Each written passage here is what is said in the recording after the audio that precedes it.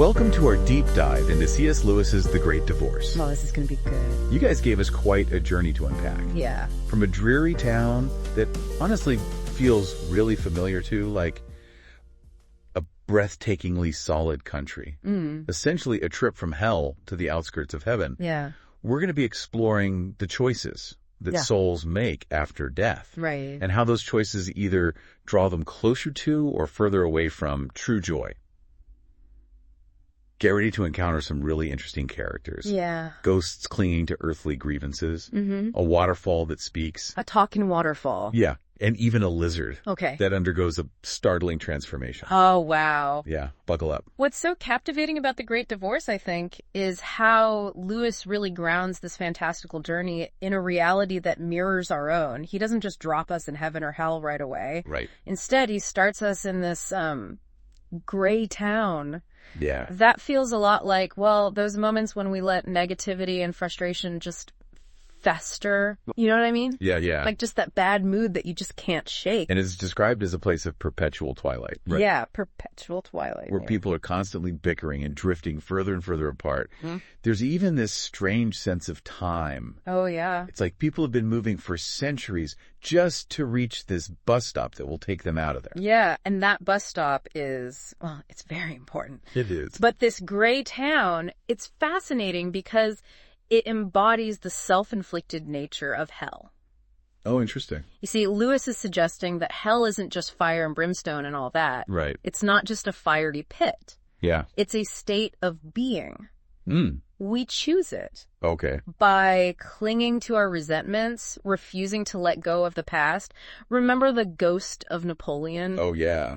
Endlessly pacing, blaming everyone for his downfall. It's a very powerful image. Yeah. Of how we trap ourselves in our own misery. Yes. I think that image really resonates, especially in our world today. Yeah. Where it feels like almost everyone's got a grievance. It's true. It makes you wonder, are we all susceptible to creating our own personal hells? Oh, yeah. By holding on to negativity and blame. Of course, that's what Lewis is getting at here. And then there's this bus ride. Yeah, the bus ride itself. Which is also a very intriguing element of the story. This magnificent bus arrives. Right. Radiating light and driven by, well, someone who's clearly more than just a driver. Exactly. So it's like, yeah. It's like he embodies this higher purpose, you know? Oh, yeah.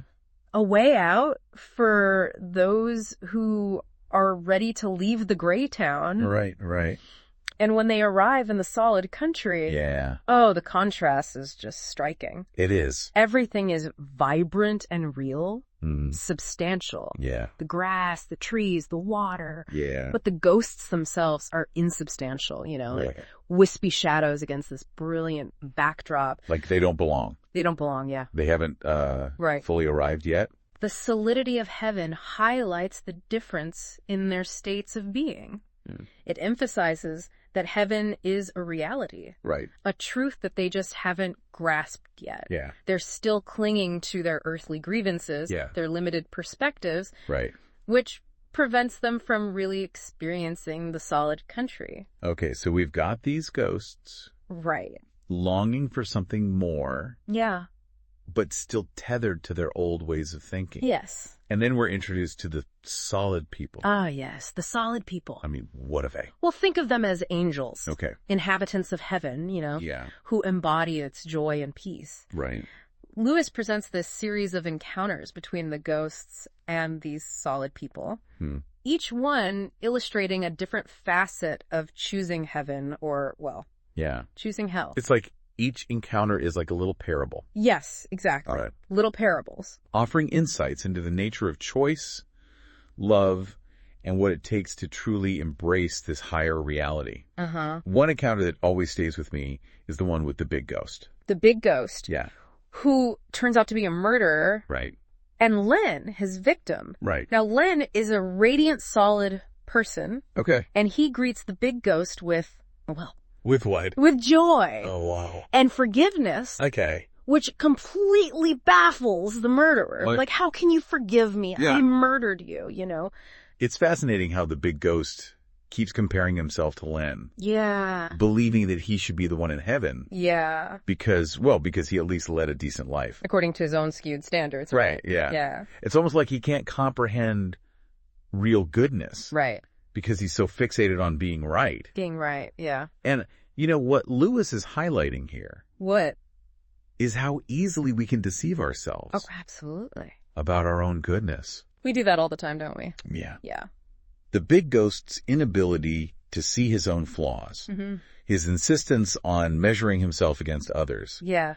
It prevents him from even recognizing the possibility of grace. Yes. Which brings us to the intellectual ghost. Oh, yes, the intellectual ghost. A bishop who's lost his faith and clings to intellectual pride as a shield. Right. His encounter with the solid person, Dick.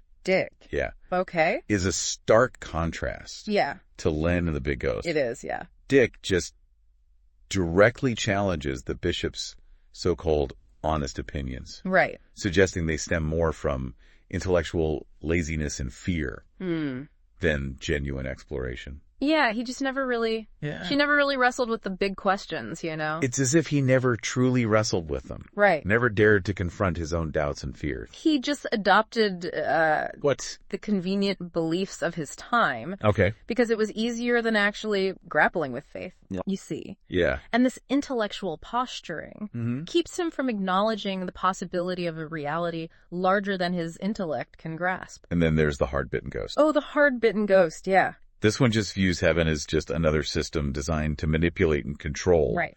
It's chilling. It is chilling. Because he represents the chilling possibility that our cynicism can blind us. Yeah. To genuine offers of help and transformation. He sees patterns of manipulation everywhere. Right. It's like he's so afraid of being disappointed that he shuts himself off from any possibility of hope.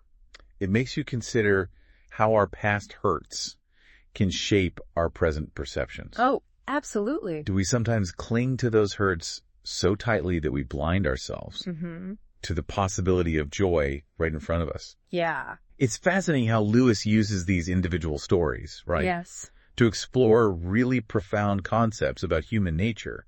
He's not just telling us what happens in the afterlife. He's forcing us to confront the lizards that we carry within ourselves. Yes, the lizards. Those fears, attachments, and distorted perceptions that keep us from embracing truth and joy. One of the most striking aspects of the solid country is that it is a tangible reality. Right. It's real.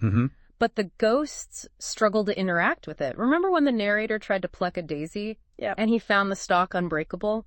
That little detail. Yeah. Speaks volumes about the difference between the insubstantial nature of the ghosts, right? Yes. And the very concrete reality of heaven. They can't fully experience the beauty and the joy of the solid country because they haven't embraced its truth. Right. And this leads us to the encounter with the frightened ghost. Oh, yes, the frightened ghost. Hiding in the bushes.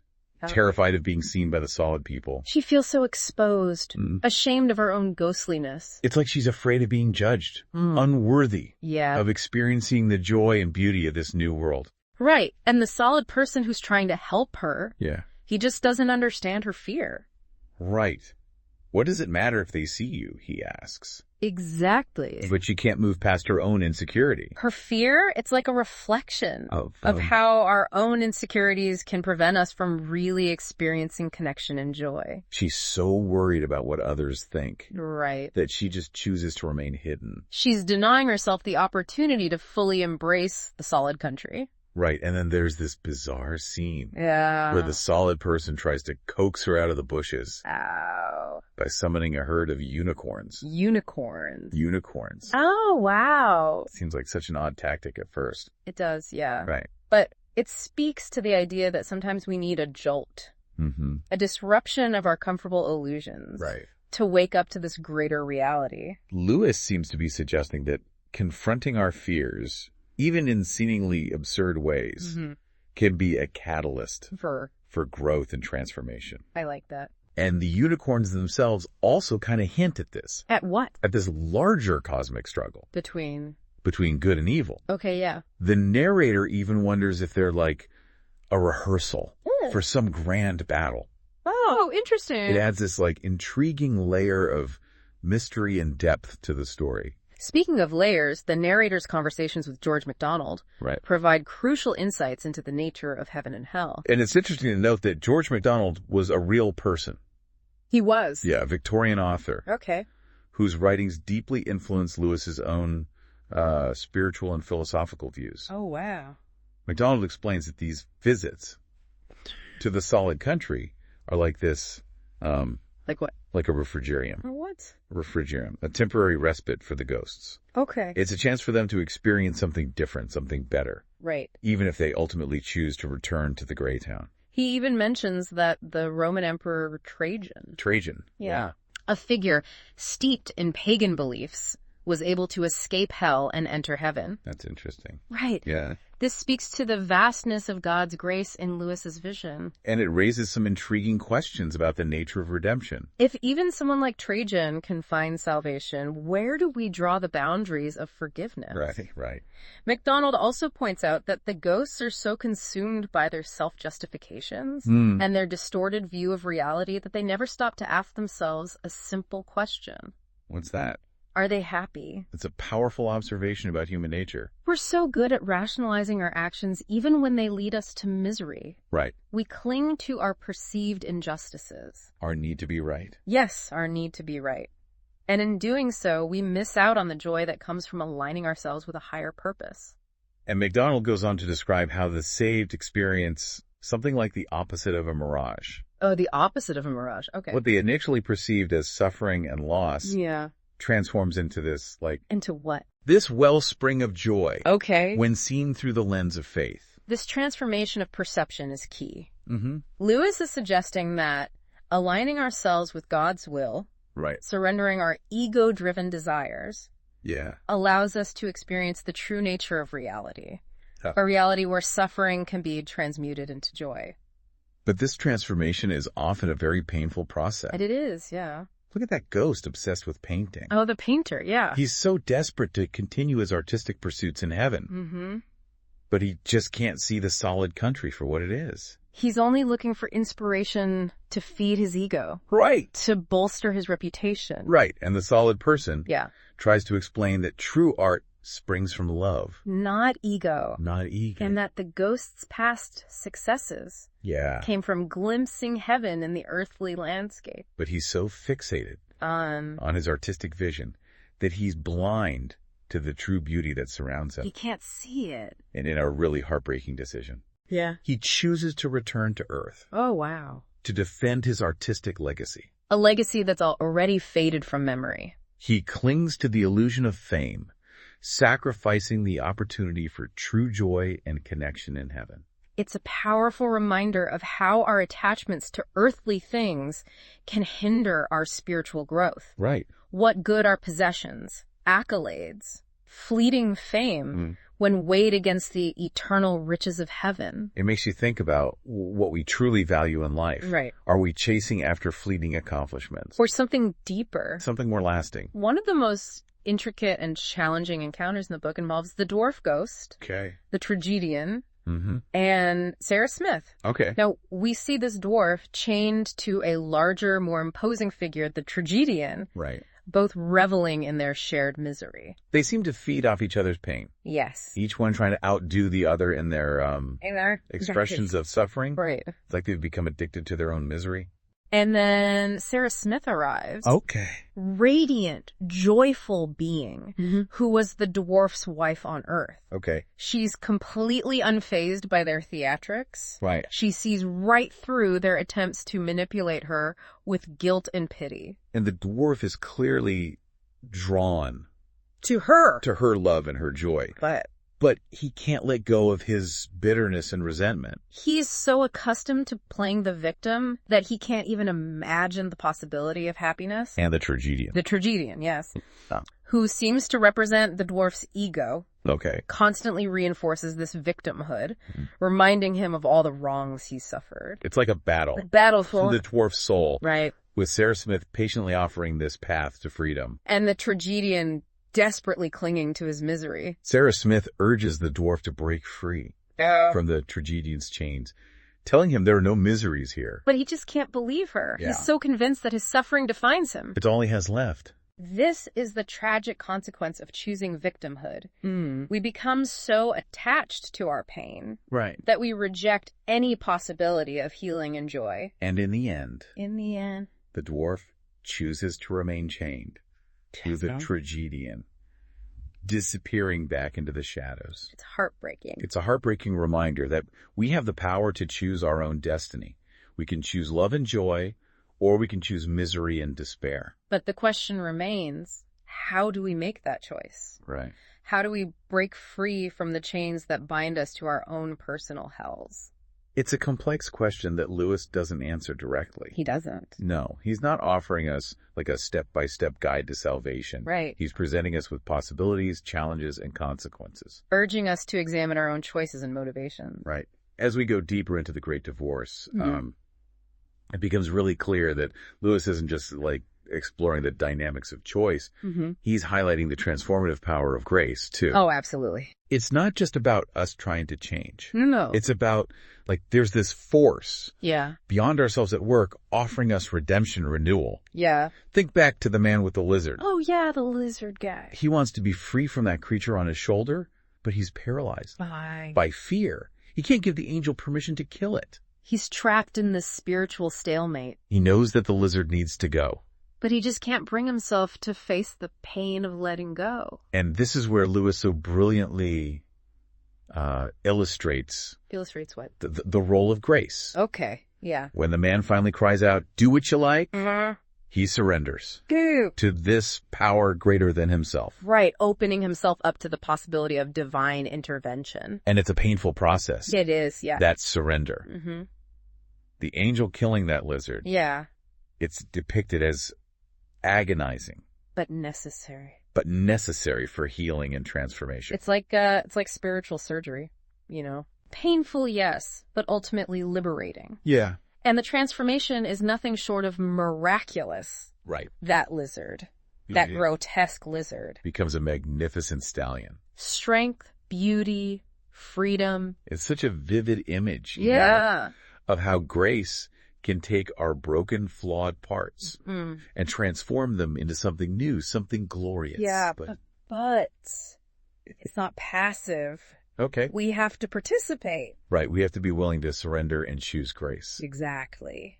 And that's where things get really challenging, don't they? They do, yeah. Because those shadowy parts, those lizards that we're talking about, they're so ingrained. They're part of us. Intertwined with who we are. Right. To let them go almost feels like losing ourselves. Lewis shows us that choosing heaven, choosing grace, isn't about becoming someone else. Right. It's about allowing ourselves to be transformed, to be remade into to the best versions of ourselves.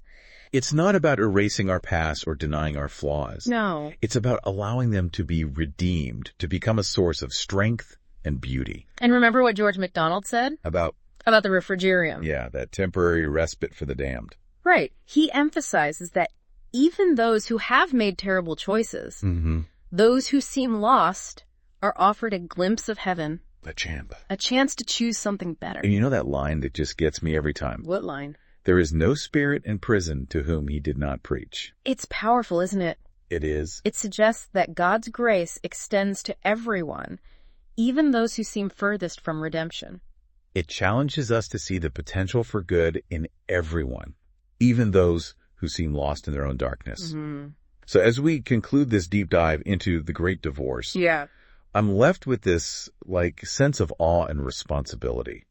Awe at the vastness of God's grace and the transformative power of love, and responsibility to share this message of hope with others, to help them recognize the possibility of grace in their own lives. Lewis doesn't give us a step-by-step guide, does he? No. He offers something much more profound. A glimpse. A glimpse into the human heart. The struggles, the choices, the eternal implications of those choices. He challenges us to confront our own lizards, right? Yeah. Those fears, attachments, distorted perceptions that keep us tethered to our own personal hells.